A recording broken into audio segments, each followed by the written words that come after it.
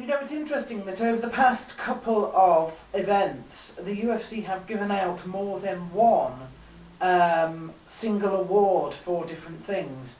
I think originally the idea was that you had a fight of the night, a best submission and a best knockout. And I don't know why they first did that.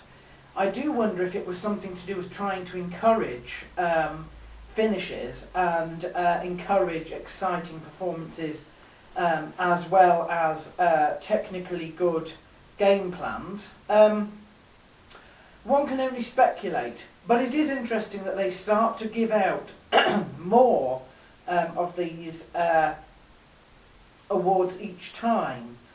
They gave their the winner of Fight of the Night to Kyle Kingsbury and his opponent. Interesting, because I would disagree with that one. I personally thought that the Ross Pearson and the Cole Miller fight was better. It also had an ending, and although I didn't want that ending to happen, I did predict something along those lines. I think the thing that upsets me about them giving, you know, one submission of the night to the guy who choked out Escudero, and another submission of the night to the guy who choked out Ross Pearson, is that they are not then recognising actually Ross Pearson's input into how good that fight was before the end. Instead, they've awarded Kyle Kingsbury, who, you know, he fights once a year, roughly, and it was, again, as I predicted, a decision victory rather than a finish. I just think, you know, perhaps they should have given the Fight of the Night award to Ross and Cole. But there we are. That's just a sort of little disagreement there. I think it's also interesting what happened in the main event. You know, Greg Jackson, there's a link here, and this is Greg Jackson, and that's that his training camp, of course, the one that sort of has helped spawn GSP in some way, shape or form. I think his main camp is down south in the US, but there is a link there with the one in Canada as well. And of course the Greasegate scandal that blew up several months ago with BJ Penn and GSP has not helped here. Nathan Marquardt, you know, a Greg Jackson fighter, or at least has been training with him, because in fact Greg Jackson has come forward to say that he doesn't believe Nathan Marquardt greased at all.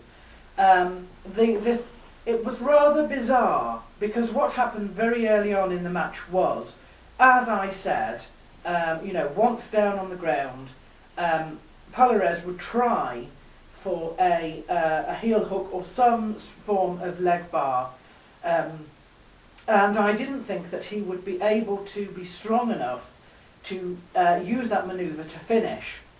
Now, when Nathan Marquardt got out of the manoeuvre, the first thing that Palares did was try and indicate to the referee that he had detected grease, and of course that's why he wasn't able to finish in his in this submission manoeuvre.